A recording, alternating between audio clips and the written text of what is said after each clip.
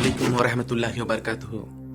সুপ্রিয় দিনু ভাই বোনেরা, আপনাদের সকলকে সিনা ইসলাম নামক চ্যানেলের পক্ষ থেকে জানাচ্ছি আন্তরিক মোবারকবাদ। ইসলাম যেন আমাদের হৃদয় থাকে, সেই আপ্রাণ চেষ্টাই এই চ্যানেলের একমাত্র উদ্দেশ্য। চ্যানেলটি সাবস্ক্রাইব না করে থাকলে অবশ্যই সাবস্ক্রাইব করে নিন এবং পাশের বেল বাটনটি প্রেস করে দিন, যেন আগামীতে আমাদের সকল ভিডিও আপনার মোবাইলের নোটিফিকেশন হিসেবে চলে যায়। আজকে যে বিষয়টি নিয়ে আপনাদের সামনে উপস্থিত হয়েছি, সেই বিষয়টি একটি রোমাঞ্চকর বিষয় এবং ইসলামের একটি গুরুত্বপূর্ণ বিষয়, আর তা হচ্ছে পৃথিবীতে বর্তমানে দজ্জালের সম্ভাব্য স্থান কোথায়। দজ্জাল সম্পর্কে আমরা কম বেশ সবাই মুসলমানরা জানি।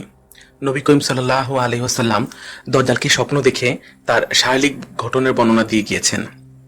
তিনি বলেছেন, দজ্জাল হবে বৃহদাকার একজন যুবক পুরুষ, শরীরের রং হবে লাল বেঠে প্রকৃতির, মাথার চুল হবে কুকরানো, কপাল হবে উঁচু, বক্ষ হবে প্রশস্ত এবং চোখটি হবে আঙ্গুল ফলের মতো উঁচু। দজ্জাল নির্বংশ হবে, তার কোনো সন্তানাদি থাকবে না।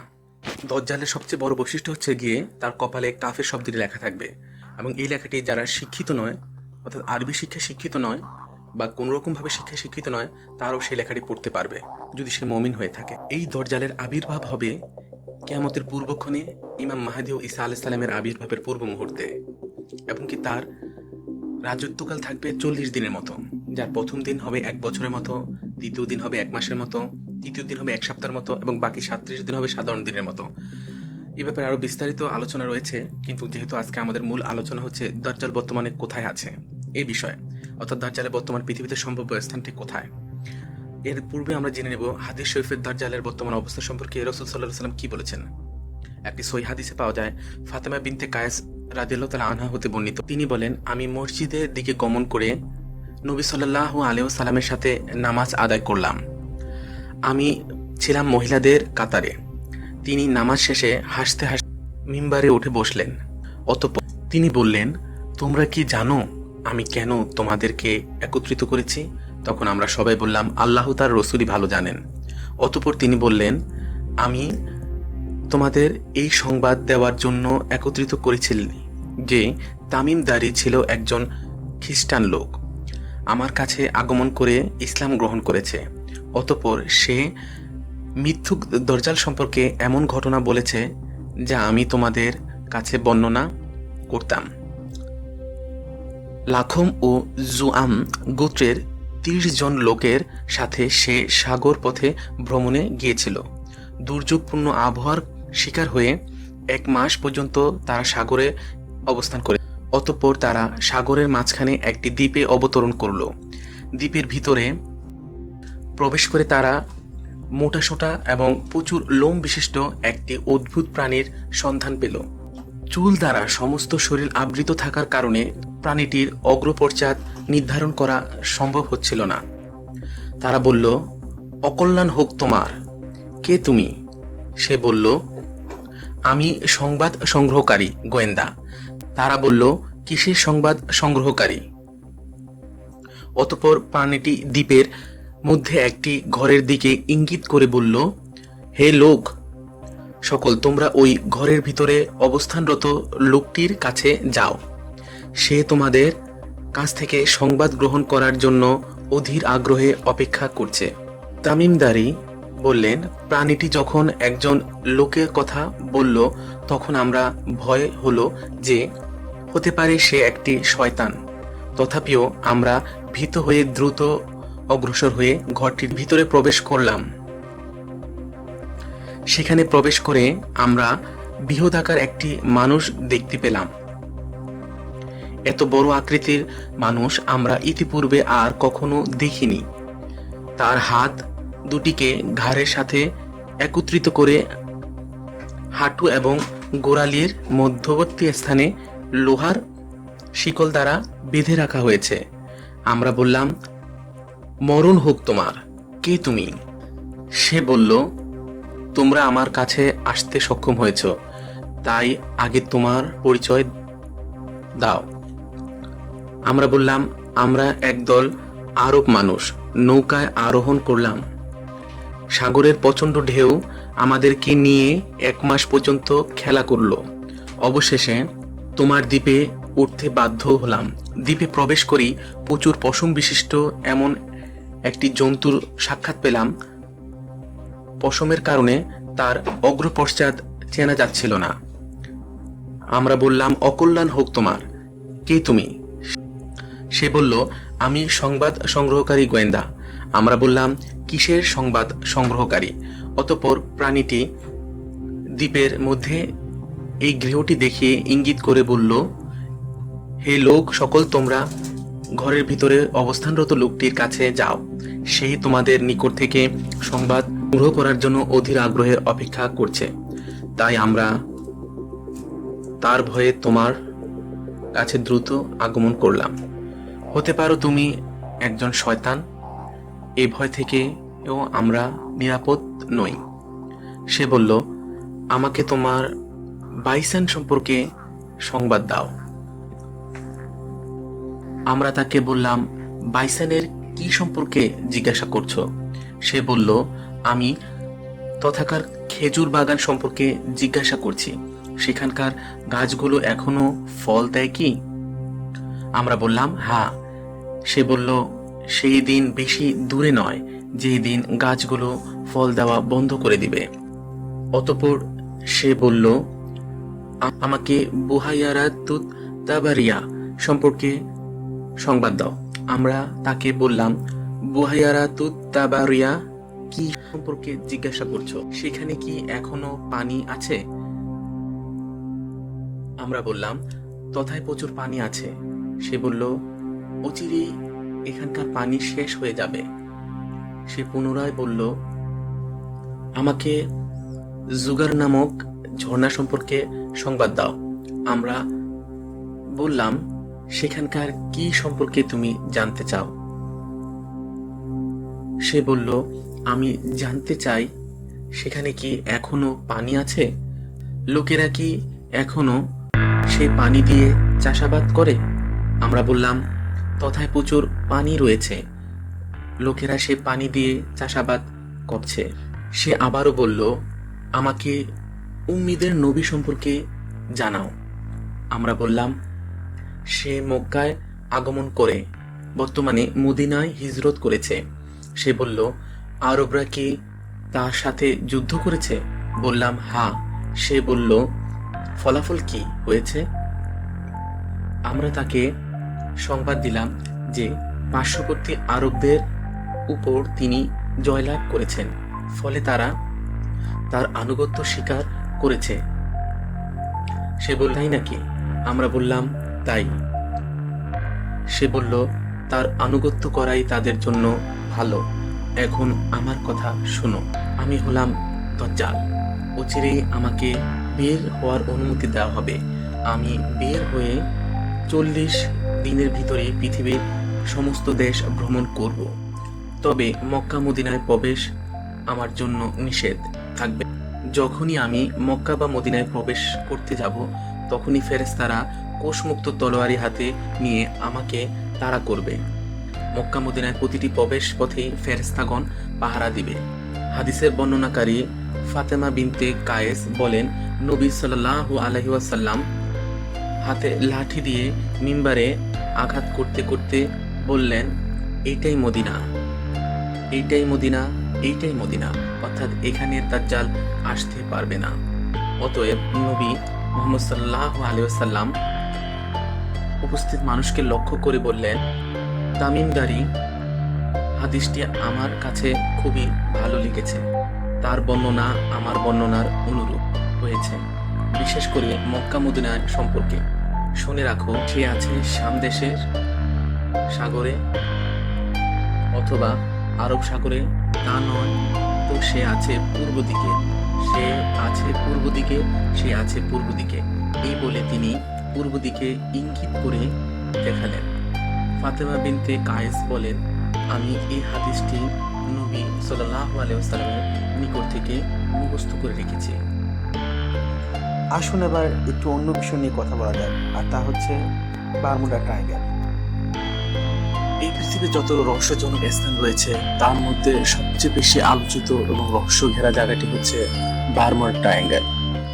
বারমুডা ট্রায়াঙ্গেল সম্পর্কে আমরা সবাই জানি, এই বারমুডা ট্রায়াঙ্গেলটি একটি ত্রিভুজ আকৃতির। এই ত্রিভুজ আকৃতিটিকে অনেকে শয়তানের ত্রিভুজ আকৃতিও বলে থাকেন। এই ত্রিভুজ আকৃতির 3টি বিন্দু রয়েছে, যার এক পাশে রয়েছে ফ্লোরিডা, অন্য পাশে রয়েছে বারমুডা, আর অপর পাশে রয়েছে সান জুয়ান। এই 3টি বিন্দুতেই কে কেন্দ্র করে সৃষ্টি হয়েছে বারমুডা ট্রায়াঙ্গেল, যাকে অনেকে শয়তানের ফাঁদও বলা হয়ে থাকে, অথবা বলা যায় ত্রিকোণ শয়তান, যেখানে প্রবেশ করলে আর ফিরে আসে না কেউ, হোক সেটা নৌপথে অথবা আকাশপথে। পর্যন্ত এখানে যারাই প্রবেশ করেছে, যেভাবেই প্রবেশ করেছে, আকাশসীমা দিয়ে হোক অথবা নৌপথে হোক, তাদের কাউকে আর ফিরে আসতে দেখা যায়নি। সর্বপ্রথম এই জায়গাটি আবিষ্কার করেন আমেরিকার উদ্ভাবক কলম্বাস। তার বর্ণনা মতে এই জায়গায় এসে তার জাহাজের নাবিকেরা, অর্থাৎ বারমুডা ট্রায়াঙ্গেলে এসে তার জাহাজের নাবিকেরা কিছু অপ্রাকৃতিক জিনিস লক্ষ্য করে। তার মধ্যে একটি হচ্ছে যে তারা দিগন্তে আলোর নাচানাচি দেখতে পায়, আকাশে বিশেষ ধরনের ধোঁয়ার চিহ্ন দেখতে পায়। এছাড়াও কলম্বাস লেখেন যে এখানে আসার ফলে তার জাহাজের কম্পাসটি ঠিকমতো কাজ করছিল না। আজ পর্যন্ত অসংখ্য জাহাজ এই বারমুডা ট্রায়াঙ্গেলে এসে হারিয়ে গিয়েছে অসংখ্য উড়োজাহাজ, যাদের খোঁজ আজ পর্যন্ত কেউ পায়নি। ধারণা করা হয়ে থাকে যে 50টির বেশি বাণিজ্যিক জাহাজ এবং 20টিরও বেশি বোমারু বিমান হারিয়ে গিয়েছে এই ট্রায়াঙ্গেলে। সর্বপ্রথম 5ই ডিসেম্বর 1945 সালে আমেরিকার 5টি যুদ্ধ বিমান 14 জনকে নিয়ে হারিয়ে যায় এই ট্রায়াঙ্গেলে। সর্বশেষ যে তথ্যটি পাওয়া যায় তাদের কাছ থেকে, তা হচ্ছে এই যে এই অঞ্চলের খুব কাছাকাছি এসে তারা বলছিল তাদের সামনে খুবই ধোঁয়া, তারা কিছুই দেখতে পাচ্ছেন না, এবং তাদের শেষ কথা ছিল আমাদের বাঁচাও। এই ঘটনার পর অনুসন্ধানের জন্য সেখানে পাঠানো হয়েছিল আরও একটি বিমান, যা আজও পর্যন্ত ফিরে আসেনি, না পাওয়া গেছে তাদের কোনো সংবাদ। এছাড়াও 1947 সালে, 1948 সালে, 1989, 1962, 1965, 2005, 2007 ঘটে আরও কিছু বিমান দুর্ঘটনা। 1800 সালের ঘটেছিল প্রথম জাহাজ দুর্ঘটনা, যেখানে প্রাণ হারিয়েছিল প্রায় 90 জনের মতো যাত্রী। এছাড়াও 1814, 1824, 1840, 1918, 1921, 1925, 1941, 1963 এবং কি 2015 সালেও অসংখ্য প্রাণহানির ঘটনা ঘটে এই ট্রায়াঙ্গেলে। একটি পরিসংখ্যানে দেখা গিয়েছে যে আজ অবধি 1000 মানুষের মতো প্রাণ হারিয়েছে এই বারমুডা ট্রায়াঙ্গেলে।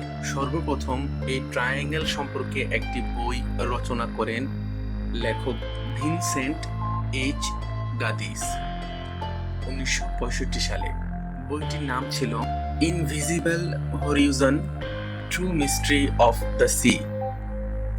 যে সকল ব্যক্তিরা বারমুডা ট্রায়াঙ্গেলকে নিয়ে লিখেছেন তাদের মধ্যে সর্বপ্রথম আসেন, তিনি হচ্ছেন গিয়ে আমেরিকার উদ্ভাবক ক্রিস্টোফার কলম্বাস। তিনি 1492 সালে তার লগ বইতে বারমুডা ট্রায়াঙ্গেল সম্পর্কে লিখেছেন। বারমুডা ট্রায়াঙ্গেল জনগণের সামনে আসে 1950 সালে, যখন E.V.W. জনস সর্বপ্রথম সংবাদপত্রে বারমুডা ট্রায়াঙ্গেলের কথা লিখেছেন। এর 2 বছর পরেই ফ্রেইট ম্যাগাজিনে জর্জ এক্স সেন্ট sea mysteries at our backdoor নামে একটি প্রবন্ধ লিখেন। 1962 সালে এপ্রিল মাসে ফ্লাইট 90 নিয়ে আমেরিকান লিজান ম্যাগাজিনে লেখা হয়। সেখানে বলা হয় যে এই ফ্লাইটের দলপতি কে নাকি বলতে শোনা গিয়েছে, we do not know where we are, the water is green, no white. এর অর্থ হলো আমরা কোথায় আছি জানি না, সবুজ বর্ণের জল, কোথাও সাদা কিছু দেখা যাচ্ছে না। বারমুডা ট্রায়াঙ্গেলের সম্পর্কে সম্প্রতি সর্বশেষ লেটেস্ট যে নিউজটি পাওয়া যায়, আলোচিত ঘটনা, সেটি হচ্ছে প্রায় 50 বছর ধরে গভীর সমুদ্রে যাতায়াত করছেন টেডি ট্রেকার নামের একজন ডুবুরি। মাত্র কয়েক বছর আগে কথা, একদিন সকালবেলা বারমুডার বেলাভূমিতে টেডি একটি অদ্ভুত বস্তু দেখতে পান। সেটি ছিল 1500 থেকে 2000 পাউন্ড ওজনের একটি উজ্জ্বল সাদা পিণ্ড।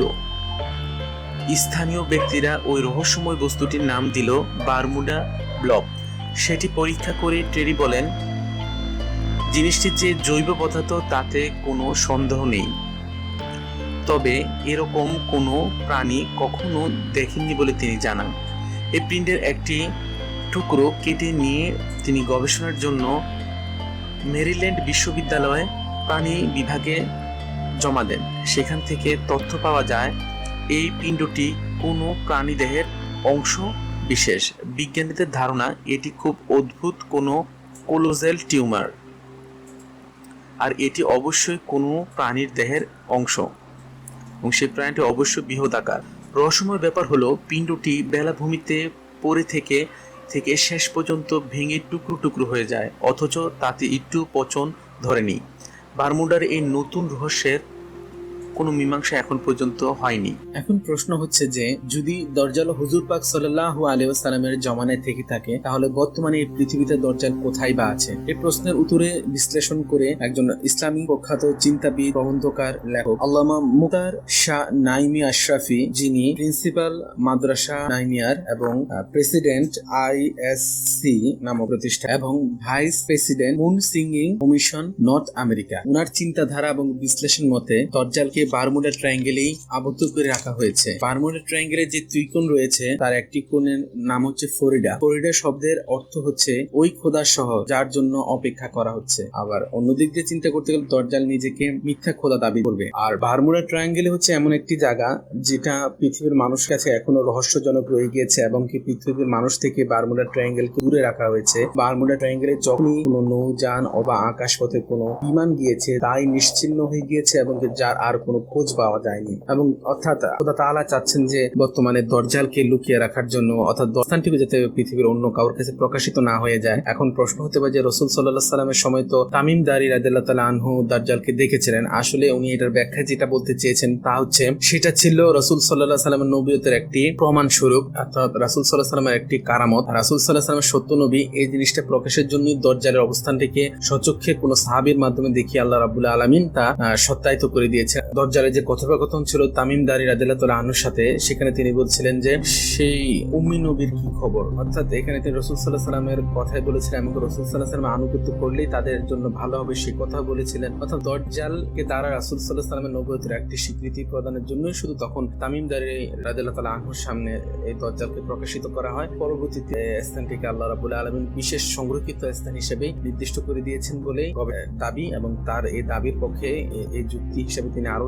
বলতে যাচ্ছেন যে যখন সর্বপ্রথম কলম্বাস বলেন যে তিনি তার নাবিকেরা দেখেছেন যে আকাশে আলো নাচানাচি, অর্থাৎ সেখানে একটি আলোময় একটি শক্তির, বিশেষ শক্তির, ইলেকট্রিক শক্তি থাকতে পারে যার শক্তির প্রবণতা পৃথিবীর বর্তমান অবস্থিত সকল শক্তির চেয়ে বেশি, যার কারণে এর ভিতর প্রবেশ করলে সবকিছু দুমড়ে মুচড়ে যায় এবং যার ভগ্নাবশেষও পাওয়া যায় না। অর্থাৎ সেখানে একটা বিশেষ সুপার ন্যাচারাল পাওয়ার কাজ করছে যা পৃথিবীর থেকে আলাদা। এবং তিনি যেই জাহাজগুলো হারিয়ে গিয়েছে সেখানে জাহাজের নাবিকরা তাদের ইন্ডিকেটরে কম্পাসের উল্টা পাল্টা দিক নির্দেশনা কথা বলেছেন, এবং কি প্রশিক্ষণপ্রাপ্ত যেই আমেরিকান বিমানটি চলে গিয়েছে তার পাইলট যে সর্বশেষ যে মেসেজটি দিয়েছে সেখানে বলছিলেন যে আমি কোথায় আছি সেটা আমি জানি না, আমি বলতে পারছি না আমি কোথায় গিয়েছি। তিনি গবেষকের দাবি হচ্ছে যে যেহেতু জিনিসটা দিনের বেলা, তো